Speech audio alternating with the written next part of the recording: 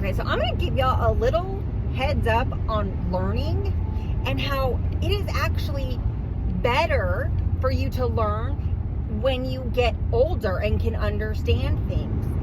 Billy Madison is probably one of the movies that I wish I could do in real life. Go back, pass the tests. Do you know what I mean? Because now I'll actually be able to focus and to understand. School is good for getting kids into the regime of schedule. You have responsibilities. You will have responsibilities. So we're going to teach you young, get you in that habit. Okay. But how much are we really learning? What do you remember from second grade? You know, minus 2 + 2 is 4, which I think they learn in pre-K now.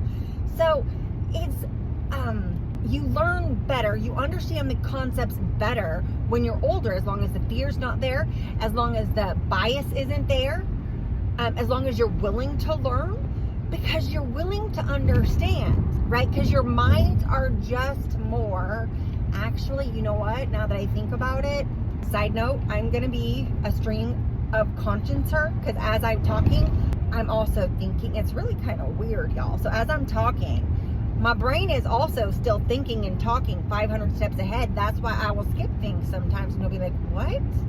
So back to my point that, but in order to learn, we have to understand what's being taught and the process of learning, which is what we do when we're younger. Because you really are a sponge when you're a kid. You take it all in, but that doesn't mean you understand it.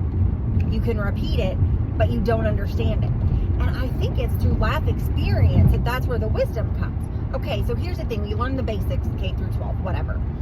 After that, you can, all the K through 12 you do remember, you can put with this, but now there's lived experience with it. And experience is what creates the wisdom, because you have something to back it up with.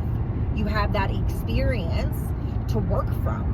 And it shapes your beliefs. That's what your experiences in life shapes. All right, so yesterday I mentioned about the airport, now how we all have different boundaries for different societal rules and what's asked of us. And that goes off experience. So until you live something, you will only believe what you know to be true, because nothing's challenging it. Okay? And life experience, obstacles, challenges, that's when we have the time to look at things. And if we think about all of our training, you know, our life training, from the modeling behavior of our parents to our school training of academics, to us starting to see things and then modeling that behavior, in relationships, in friendships, in sportsmanship. And then we decide what feels good, what doesn't for us. For instance, I am one of those, you catch more flies with honey than vinegar, okay? But somebody who gets everything they want from using vinegar, because those people have learned to respond to vinegar. Oh, I don't want vinegar to come out. I don't want to taste vinegar. So they get more what they want. So they think that you doing it your way isn't going to get you what you want.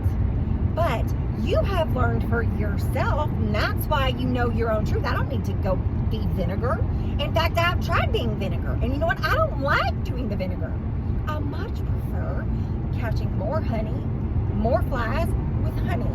But until you've lived both sides, you can't decide for yourself. Maybe try being nice for once, see what that gets you, I understand having to go full on bitch to get what you want sometimes, to be heard. But it doesn't feel good. You don't want to have to get there to be heard, right? So it's just working, and then the people who don't respond to your niceness, well, then they don't need to respond at all. You just don't need to get their response. That's why I look at it. Okay, so you understand things as you go along in life with more things that you've experienced. And that's why aging is, I would not go back and trade anything for the wisdom I have today, right?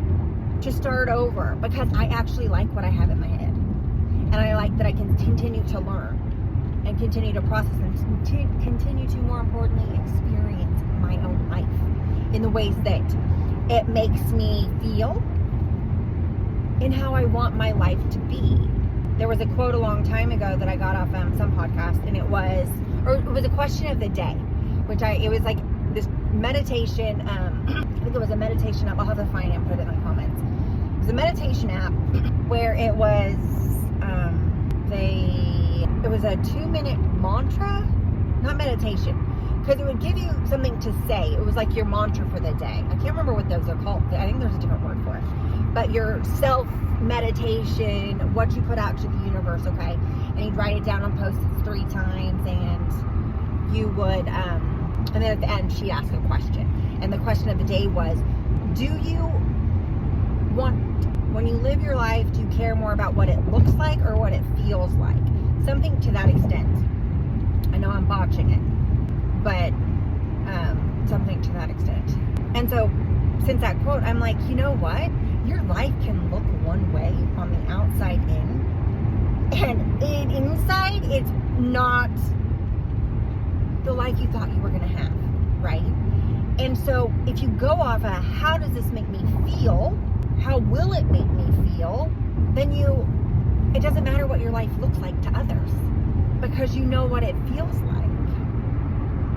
Anyways, you should always honor your own truth and know your own truth. And the way you do that is by life experience, getting out there and doing things, which also means maybe scraping your knee because you fell off the bike trying to learn. That's okay.